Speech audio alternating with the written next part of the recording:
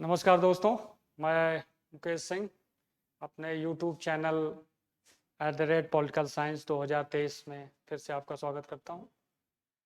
आज हम लोग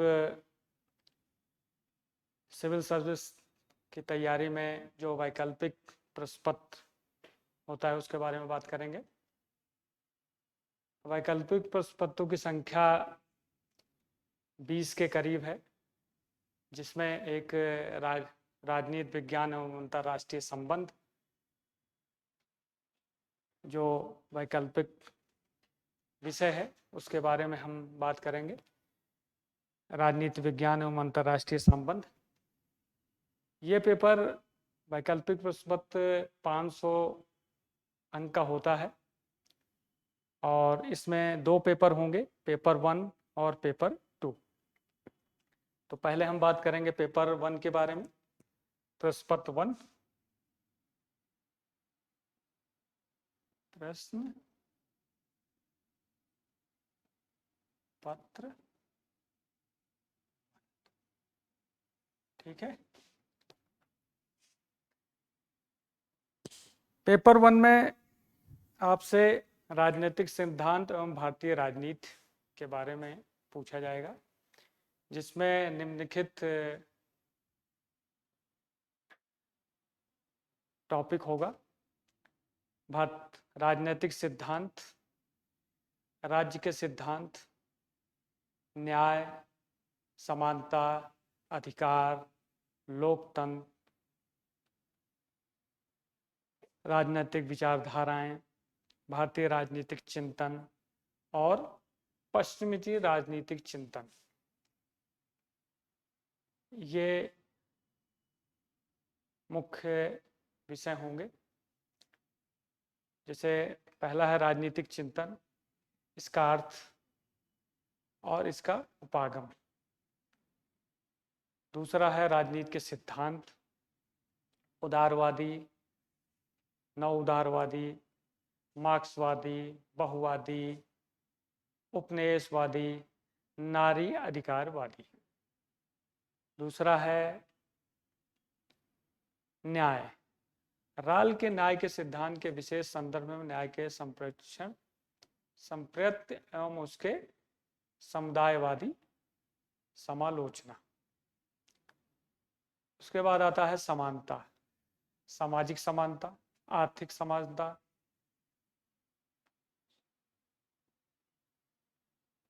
स्वतंत्रता के बीच संबंध और सकारात्मक कार्य।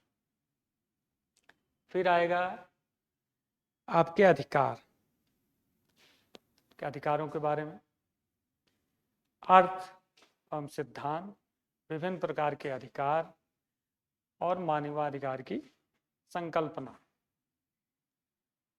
फिर शक्ति, प्रधान, विचारधारा, वैधता की संकल्पना। उसके बाद है राजनीतिक विचारधाराएं, उदारवाद, समाजवाद, मार्क्सवाद, फासीवाद, गांधीवाद एवं नारी अधिकारवाद, जिनके बारे में आपसे इस प्रश्न में पूछा जाएगा। फिर आएगा भारतीय राजनीतिक चिंतन, हमारे जो भारत में महापुरुष हुए हैं जो राजनीतिक, उनके राजनीतिक चिंतन, धर्म, अर्थ, बौद्ध, जिसमें sir Syed Ahmad Khan, Shri Arvind, M.K. Gandhi, Mahatma Gandhi, Ambedkar, N.N. राय,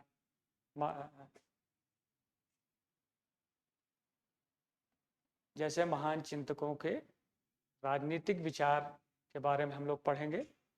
और उसके बाद है पश्चिमी राजनीतिक चिंतन, जिसमें प्लेटो, अरस्तु, Machiavelli, Hobbes, Locke, John S Mill, marks,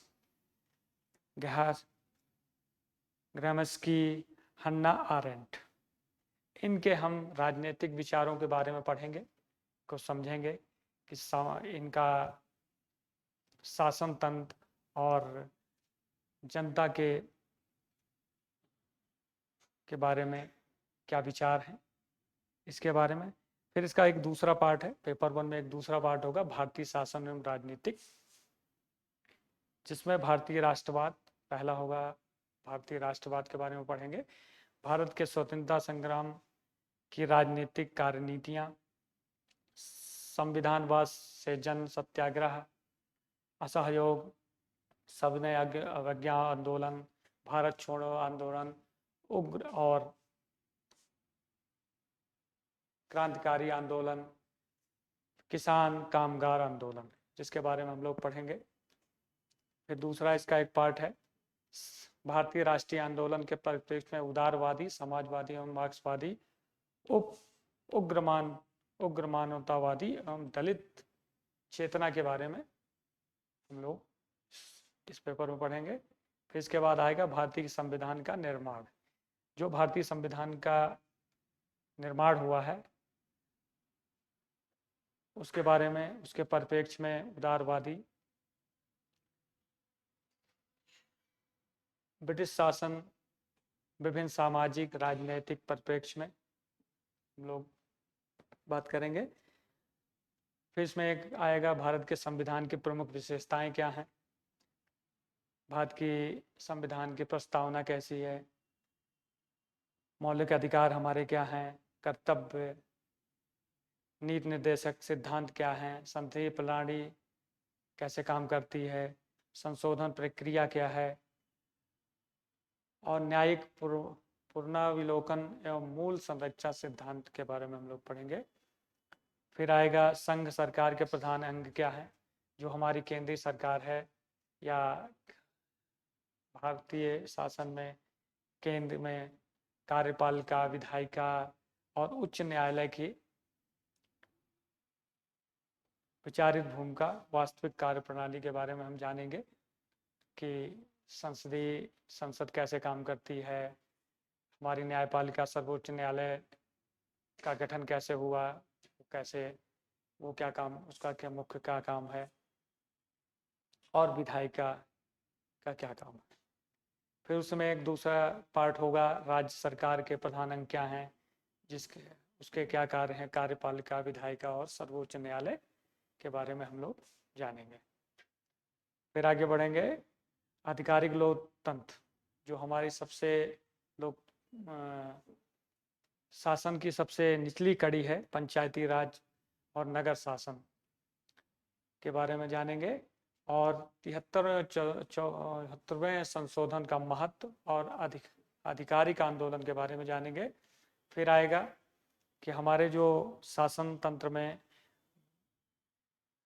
जो महत्वपूर्ण भूमिका निभाते हैं, नियंत्रक, महालेखा परीक्षक, वित्त आयोग, संघ लोक सेवा आयोग, राष्ट्रीय अनुसूचित जाति, राष्ट्रीय अनुसूचित जनजाति, राष्ट्रीय महिला आयोग, राष्ट्रीय मानवाधिकार आयोग, राष्ट्रीय अल्पसंख्यक आयोग और राष्ट्रीय पिछड़ा वर्ग आयोग का गठन कैसे हुआ, इनके मुख्य कार्य क्या हैं, इनका समाज के ऊपर क्या प्रभाव पड़ रहा है, इसके बारे में जानेंगे। फिर आएगा राज्य, संघ और राज्यों का आपस में कैसे काम करते हैं, संवैधानिक उपबंध क्या है, संविधान में इनको क्या क्या शक्तियां दी हुई हैं, केंद्रों और राज्यों को बदलता स्वरूप क्या है आज के परिप्रेक्ष्य में, एकीकरण की प्रवृत्तियां, क्षेत्रीय आकांक्षाएं, अंतर्राज्यीय विवाद के बारे में पढ़ेंगे। फिर आएगा योजना और आर्थिक विकास। योजना और आर्थिक विकास में नेहरूवादी और गांधीवादी परिप्रेक्ष्य, योजना की भूमिका, निजी क्षेत्र, हरित क्रांति, भूमि सुधार, कृषि संबंधी उदारीकरण और आर्थिक सुधारों के बारे में हम जानेंगे। उसके बाद आएगा भारतीय राजनीति में जाति, धर्म, संप्रदाय की क्या भूमिका है, और उसके बाद भारत में बहुत की भारतीय राजनीति में जो दलीय प्रणाली है उसके बारे में जानेंगे कि राष्ट्रीय दल कैसे हैं और क्षेत्रीय दल, उनकी महत्वाकांक्षाएं क्या हैं, दलों के वैचारिक और सामाजिक आधार क्या है, बहुदलीय राजनीति के स्वरूप क्या हैं, दबाव समूह, NGO, निर्वाचन कारण की प्रवृत्तियां, विधायकों को बदलते सामाजिक आर्थिक स्वरूप क्या है। उसके बाद हम इसका लास्ट जो होगा पेपर 1 में, इसमें सामाजिक आंदोलन में नागरिकों की स्वतंत्रता एवं मानवाधिकार आंदोलन, महिला आंदोलन, पर्यावरण आंदोलन के बारे में हम लोग जानेंगे। तो ये सारा जो मैंने आपको बताया है पेपर 1 में पूछा जाएगा। ये सारे टॉपिक आपके पेपर में कवर होंगे और उसके बाद वो 250 मार्क्स का होगा और फिर उसके बाद आएगा पेपर 2।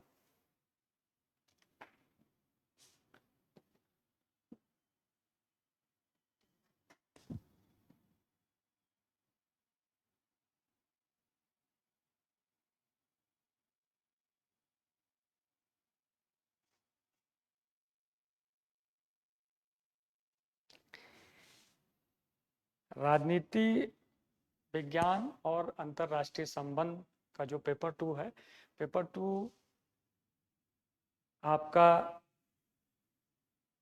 तुलनात्मक राजनीति और अंतर्राष्ट्रीय संबंधों के बारे में है। अंतर्राष्ट्रीय संबंध को हम इंटरनेशनल रिलेशन, अंतर्राष्ट्रीय संबंध कहते हैं।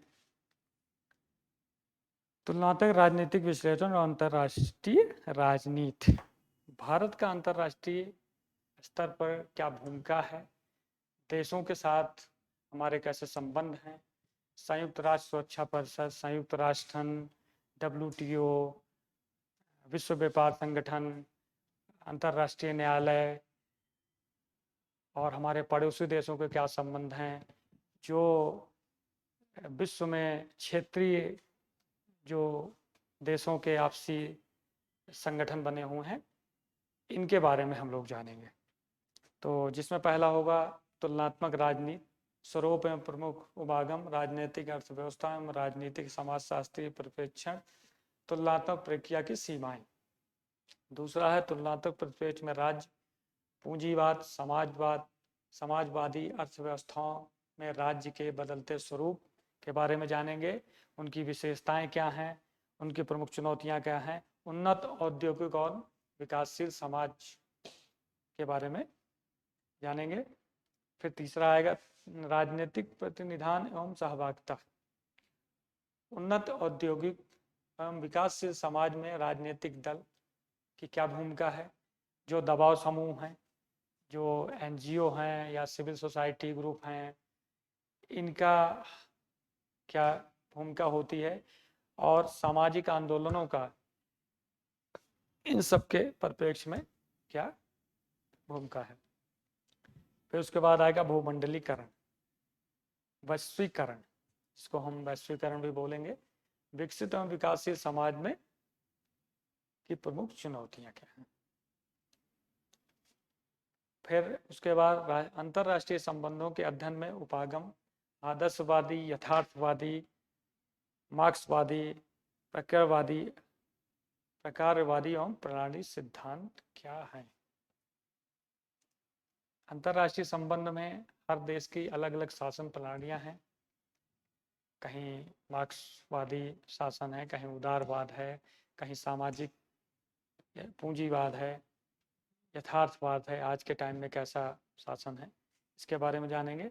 फिर उसके बाद आएगा अंतर्राष्ट्रीय संबंधों में आधारभूत संकल्पनाएं, राष्ट्रीय हित, हर देश का अपना एक हित होता है, उसको ज़्यादा से ज़्यादा दूसरे देशों से कैसे मदद मिले, उनके अच्छे संबंध कैसे हों, कैसे वो नई नई खोजों को एक दूसरे से शेयर करें। सुरक्षा एवं शांत शक्ति संतुलन एवं प्रतिरोध, परराष्ट्रीयकर्ता एवं सामूहिक सुरक्षा, विश्व पूंजीवादी अर्थव्यवस्था एवं भूमंडलीकरण, इसके बारे में जानेंगे। बदलती अंतर्राष्ट्रीय राजनीतिक व्यवस्था में महाशक्तियों का उदय कैसे हुआ, कार्यनीतियां क्या हैं, वैचारिक ध्रुवीयता कैसी है, सस्तीकरण की होड़, आजकल हर देश अपनी सुरक्षा के लिए ज़्यादा से ज़्यादा हथियार इकट्ठा कर रहे हैं, उससे वैश्विक कैसी चुनौती उत्पन्न हो रही है, आज जैसे हम रूस और यूक्रेन के बारे में देख रहे हैं कि आपस में उनका युद्ध चल रहा है, उसके बारे में जानेंगे। और नाभिकीय खतरा, परमाणु खतरा, आज हर देश परमाणु बम बनाने के उसमें लगा हुआ है, एक तरह से होड़ लगी हुई है कि कितना से ज़्यादा हम परमाणु बम बनाएं, और ये सामूहिक विश्व विनाश का खतरा उत्पन्न हो रहा है। इसके बारे में जानेंगे, इससे कैसे हम बचाव कर सकें, इस पे कैसे रोक लगे। फिर इसके बाद आ गया अंतर्राष्ट्रीय आर्थिक व्यवस्था का उदय। विश्व में जो आर्थिक का औद्योगिक आर्थिक या हम औद्योगिकरण का उदय कैसे हुआ है। ब्रिटेन वुड से विश्व व्यापार संगठन तक कैसे अर्थव्यवस्थाएं का उद्भव हुआ है। समाजवादी अर्थव्यवस्था में पारस्परिक आर्थिक सहायता परिषद सीमा 9 अंतर्राष्ट्रीय आर्थिक व्यवस्था के तृतीय विश्व की मांग, विश्व अर्थव्यवस्था का भूमंडलीकरण के बारे में हम जानेंगे। इसके बारे में क्या चुनौतियां हैं, इसका उदय कैसे हुआ, जो तीसरे दुनिया के देश जिनको हम गरीब मुल्क बोलते हैं उनके पास क्या चुनौतियां हैं, उनका कैसे आज के औद्योगिकरण में वो कैसे पीछे हो गए हैं, उसके बारे में बात करेंगे। और फिर उसके बाद आएगा बात करेंगे संयुक्त राष्ट्र सुरक्षा संयुक्त राष्ट्र के बारे में। संयुक्त राष्ट्र संघ या संयुक्त राष्ट्र सुरक्षा परिषद उसका अंग है, उसकी क्या प्रमुख भूमिकाएं हैं, उसके कार्य क्या हैं, उसका गठन कैसे हुआ और उसके प्रमुख चुनौतियां क्या हैं, उसके बारे में बात करेंगे। संयुक्त राष्ट्र विचारित भूमिका, वास्तविक लेखा जोखा, विशेषी के संयुक्त राष्ट्र अभिकरण लक्ष्य एवं कार्यकरण, संयुक्त राष्ट्र सुधारों की आवश्यकता। संयुक्त राष्ट्र सुरक्षा परिषद में बहुत समय से काफ़ी जो विकासशील देश हैं वो उसमें सुधार की मांग कर रहे हैं, उसके बारे में बात करेंगे। विश्व राजनीति का क्षेत्रीकरण, जो विश्व की राजनीति है जिसमें जो बड़े देश हैं वो सब अपने अपने प्रभाव में दूसरे देशों को रखना चाहते हैं, गरीब और विकासशील देशों को। उसमें जो संगठन है EU, एशियन, एपेक, सार्क, नेफ, क्वाड, इन संगठनों के बारे में हम बात करेंगे। किन चुनौतियों की वजह से ये बने हैं, इनके आगे की क्या चुनौतियां हैं, ये कार्य कैसे कर रहे हैं, इस पे विश्व राजनीति पे क्या प्रभाव पड़ रहा है, इसके बारे में बात करेंगे। फिर इसके बाद आएगा समकालीन वैश्विक सरोकार, लोकतंत्र, मानवाधिकार, पर्यावरण, लिंग न्याय, आतंकवाद और नाभिकीय प्रसार के बारे में बात करेंगे। फिर इसमें एक पार्ट, इसका एक दूसरा पार्ट है पेपर 2 में, भारत एवं विश्व, भारत और विश्व के अंतर्राष्ट्रीय संबंधों के बारे में इसमें पूछा जाएगा। भारत की विदेश नीति में निरर्थक नीति निर्माण, भारत की विदेश नीति में निर्धारक नीति निर्माण की समस्याएं, निरंतरता और परिवर्तन के बारे में बात करेंगे। और भारत गुटनिरपेक्ष आंदोलन का प्रमुख भागीदार रहा है, इसके विभिन्न चरण क्या थे, वर्तमान में उसकी क्या गुटनिरपेक्ष नीति की क्या भूमिका है, आज के वैश्विक पटल पे जो चल रहा है उसके संदर्भ में गुटनिरपेक्ष आंदोलन की क्या भूमिका है, इसके बारे में बात करेंगे।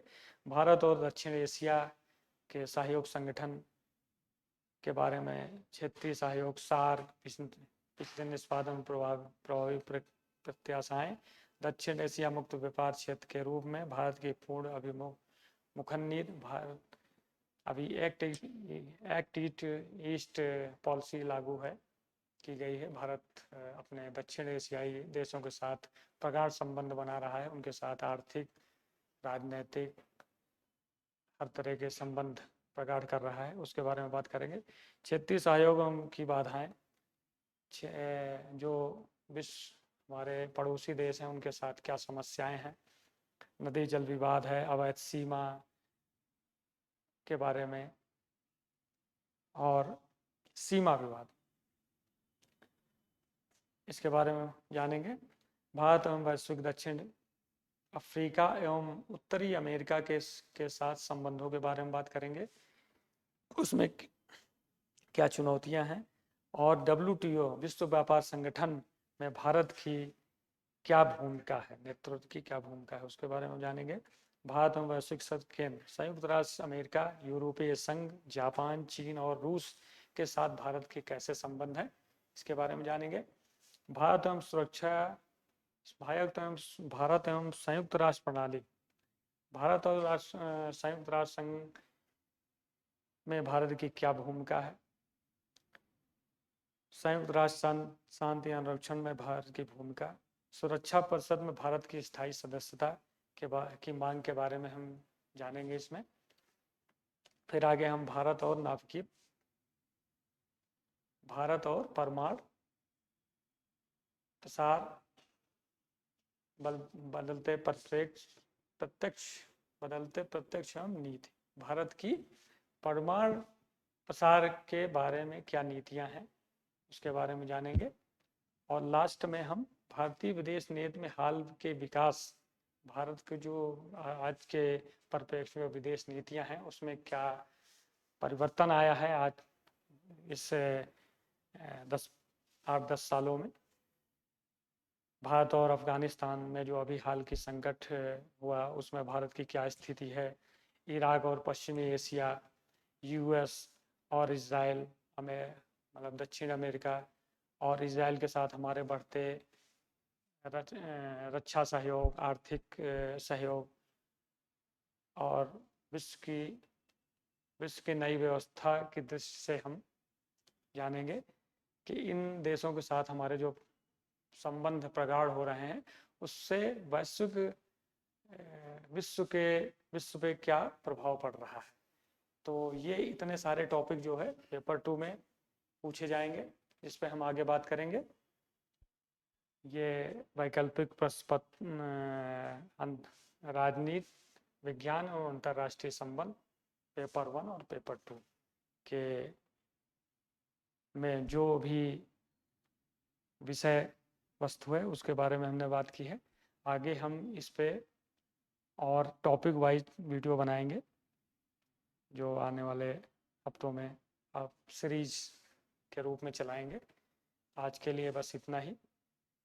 धन्यवाद। जय हिंद।